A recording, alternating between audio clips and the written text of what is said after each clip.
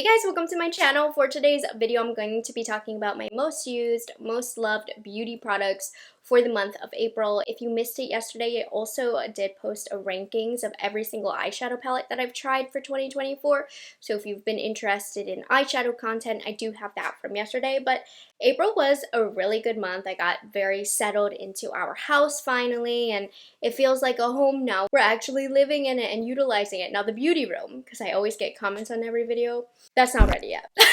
I will do a tour when it's ready, but I'm waiting for a lot of things that I ordered to come in, and then I have to like put it together and put it up and whatnot. That's gonna be a long process. But anyways, other than that, let's get into the best beauty products that I tried this month that I was using the most this month. So I first want to talk about a skincare product because I've been testing a lot of skincare this month because I organized all of my skincare, and so there's so many like jewels and toys for me to play with, and it's making my skin break out. I have to be careful when I try new skincare to introduce a new item individually, and yeah, my skin has not been great. So what has saved me are these Peace Out Acne Dots, okay? These are the best. I picked up restocks for the Sephora sale. If I'm rebuying them, given how much skincare I have, that's how you know they're good. So there's two different kinds. There's the regular Peace Out Acne Dot, and then there's also the Day Dots. So I use the regular dots for when I'm sleeping. And honestly, do I think the patch itself helps the acne go away? I'm sure it doesn't hurt it, but what the real benefit to this is for me is I'm not touching it. Okay, I'm a picker, a pusher, a squeezer, and I make my acne worse. I am guilty of like having a spot, picking at it, touching it, and then literally putting a second zit right next to it from touching it so much. So this just stops me from touching the dang pimple. Stop it. Get some help. And then also, if I have like a really red one, I'd rather have the dot over it than it loud, proud, and red. So I love these because they stop me from touching my zits, but I'm sure they do something for the acne as well. And then the Day Dots are very hard to see. Like you can see a little circle, but whatever. And these are also good for protecting your zit from having makeup touch it because you can put makeup over top of this. So yeah, there will be a little bit of a circle, but better that than a big red bump on your face. So I've been loving these. If you are a picker like me, a face toucher, a zit toucher, you need these. And then SPF. So you guys might recall from the Sephora savings event, I picked up that awesome bestseller SPF kit. They had all of the options, and I got so many comments on that video when I showed it where you guys were like, I love the St. Jane SPF. So I pulled it out, and I also now love the St. Jane SPF. So this is the Luxury Sun Ritual Pore Smoothing SPF. It doesn't leave a cast. It doesn't feel greasy. It doesn't feel sticky. It truly is an enjoyable part of my makeup routine when it comes to SPF. I also haven't found that it reacts funny to a lot of products either. So I might have to go and purchase this full-sized. So the kit was great. And you know what? This is like the first or second sunscreen that I've tried from that kit. So they already got me. And I still have a lot more to test SPF-wise. But this one is just so good. Like I feel like the kit has already served its purpose in having me find this. So if you're looking for a good SPF, this was a recommendation from you guys, from this community. And I'm loving it. So I'm here to spread the word that we know what we're talking about. Foundation, I haven't talked about this much on my channel after I purchased it, but it was one of those products that I was testing off camera, and I've been loving. The new Urban Decay Face Bond Foundation, so good. This is my first Urban Decay foundation that I've actually ever tried, and I love it. Now, dry skin girls, I do have some tips for you because this can be drying. Honestly, this is a product that does not need to be set. It is a self-setting product. It dries fast though. So work on an area of your face and blend it out because it will kind of set itself, and you kind of got to put a little bit of elbow grease into it to get it to blend out. But It doesn't look too drying. I would recommend prepping the skin if you do have dry skin because of that self-setting element, because by nature it will be a little bit more on the dry side. But I feel like it doesn't look dry on my skin. It lasts a long time.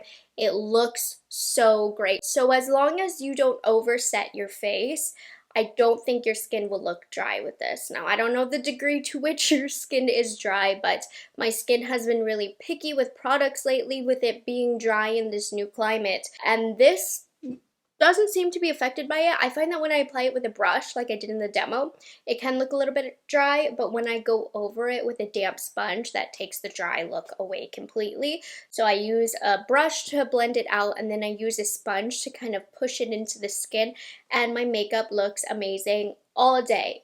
This is great for longevity.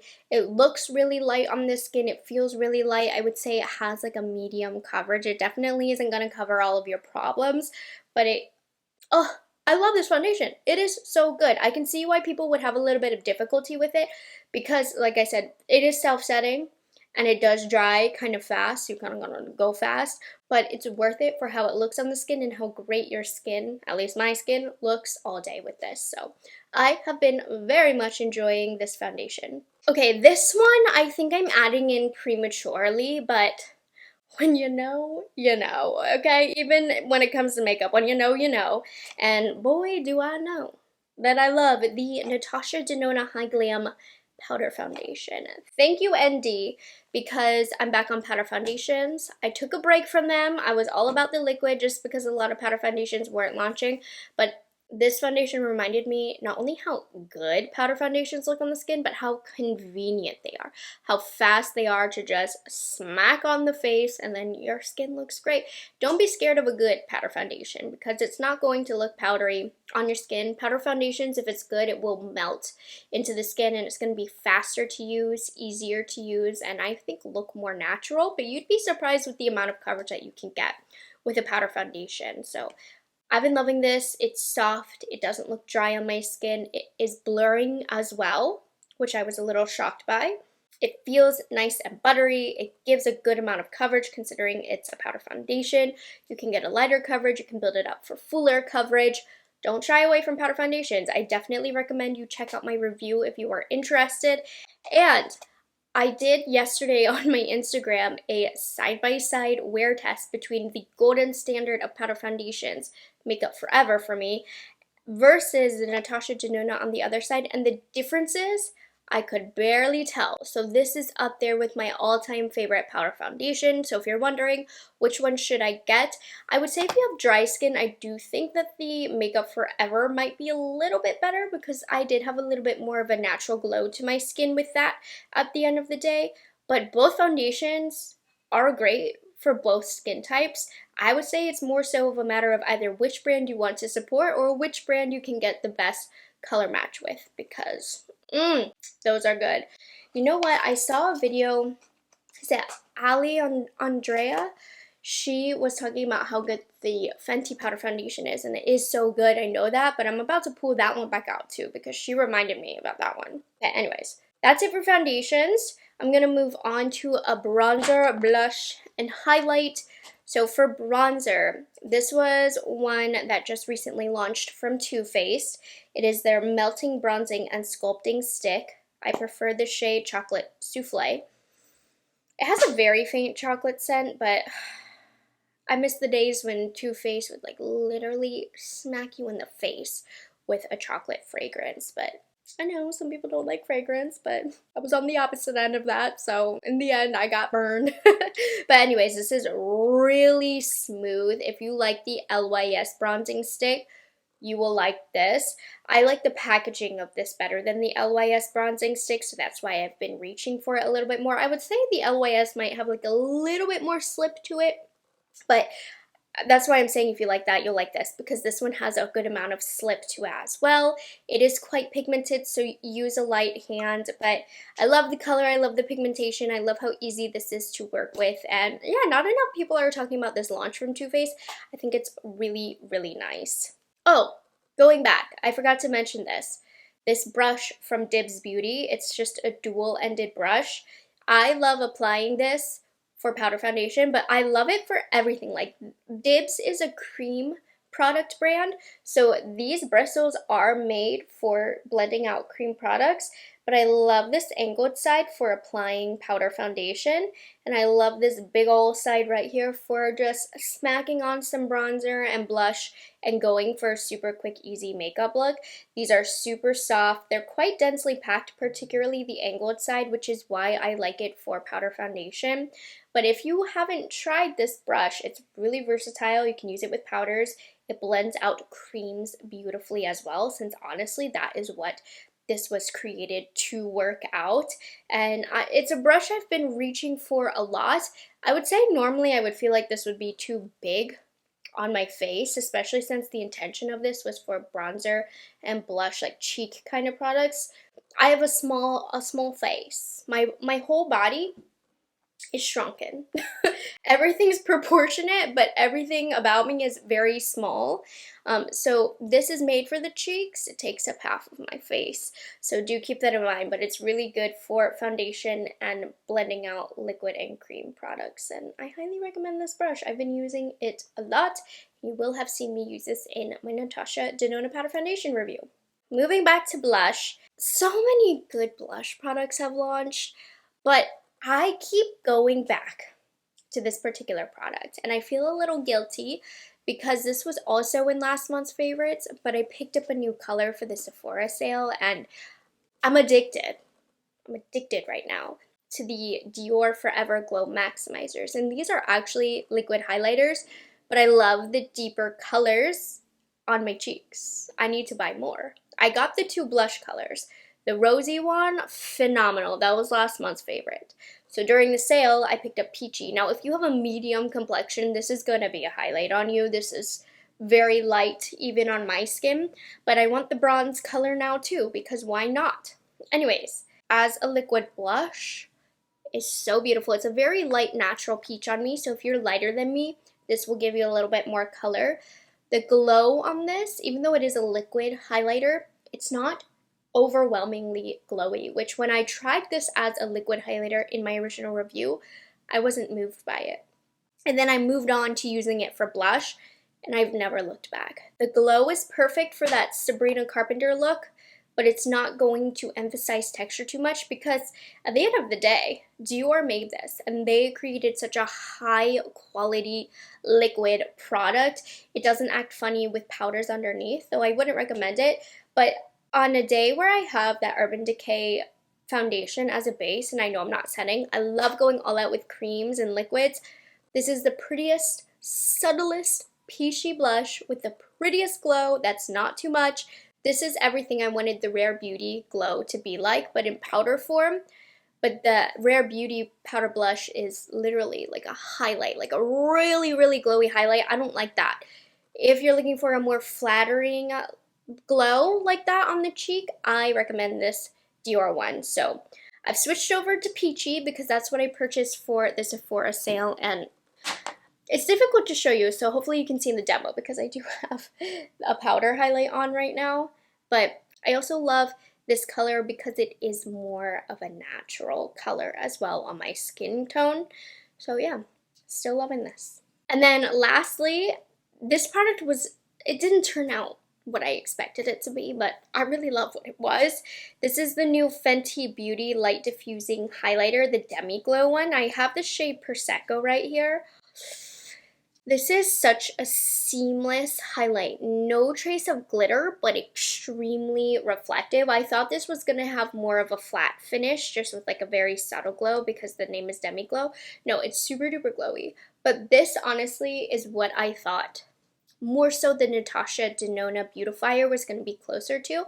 I feel like the ND Beautifier is a little like chunky and glittery. This is what I want out of the Natasha Denona, where it is smooth as a baby's butt, but it's still really, really glowy. So yeah, I love this. I think this is better than the Rare Beauty. I think this is better than the Natasha Denona. Of the new glowy cheek products that have launched, this one is my favorite. Well, besides this one is my favorite, especially as a highlight. How beautiful is this? Enough said. It's more glowy than I thought it was going to be, but in the best possible way because of how smooth it is. Delightful. Charlotte Tilbury ran the lip game for me this month. Pillow Talk Fair. I tried it this month. Obsessed with it. It's definitely more cool toned, more purple. I don't think it really goes with my makeup look today, so I'm not rocking it right now.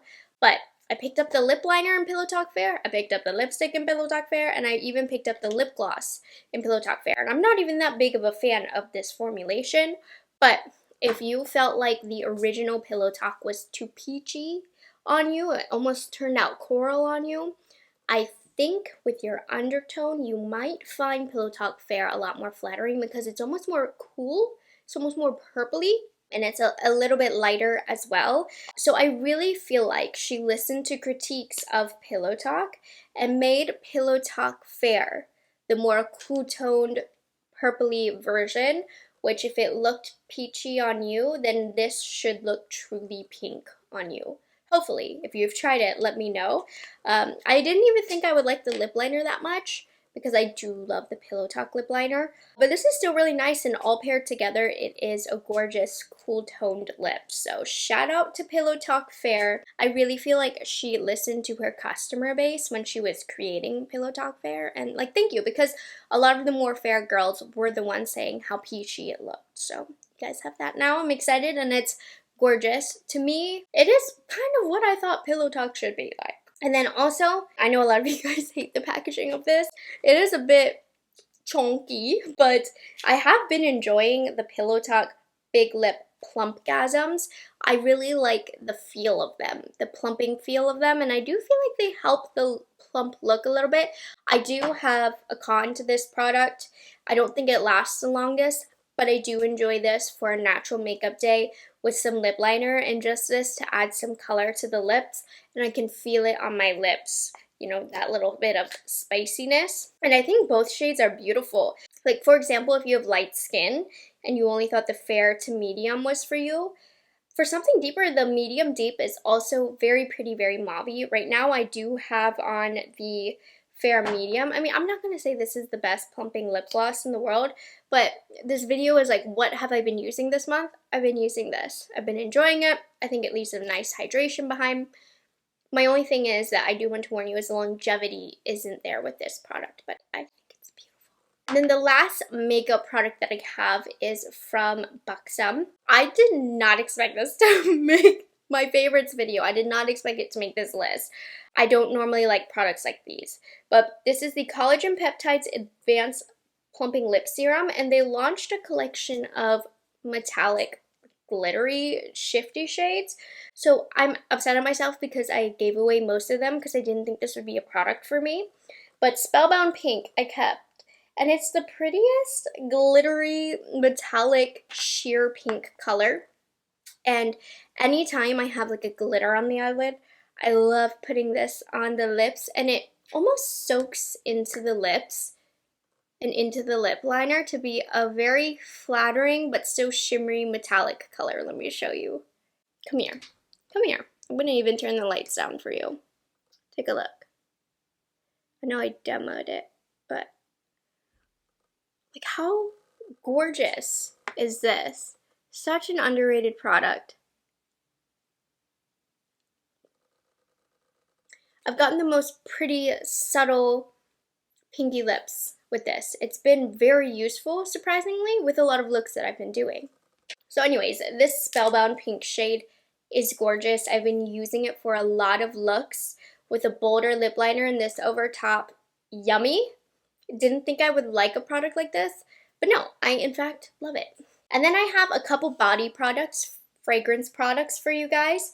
So Josie Moran, I believe she rebranded, and they sent me a bunch of stuff, and I am obsessed. Like, I find this scent so yummy. This is the body scrub in Topless Tangerine.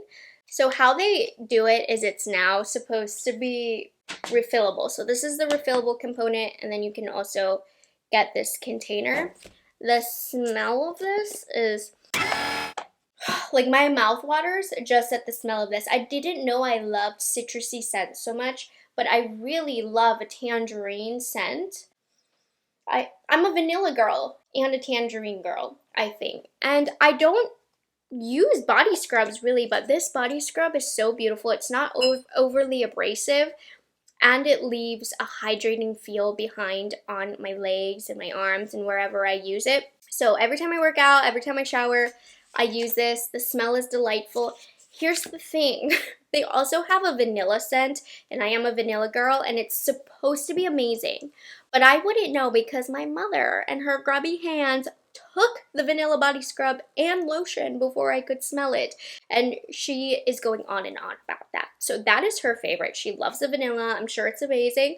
So aside from the body scrub, which I am loving, it's so high quality, they also do have a matching body lotion, and I've used Josie Maran body lotions in the past and I really love them. So I can't wait to pull out the Topless Tangerine lotion as well, because then I'm going to be smelling double delicious. I'm just working on finishing up a Philosophy lotion, which is also really great, but I can't wait to smell like tangerine all day because the body scrub, phenomenal. The fragrance alone, I'm telling you, phenomenal. Do they sell it in a perfume? Because I would buy it. The body scrub formulation, beautiful.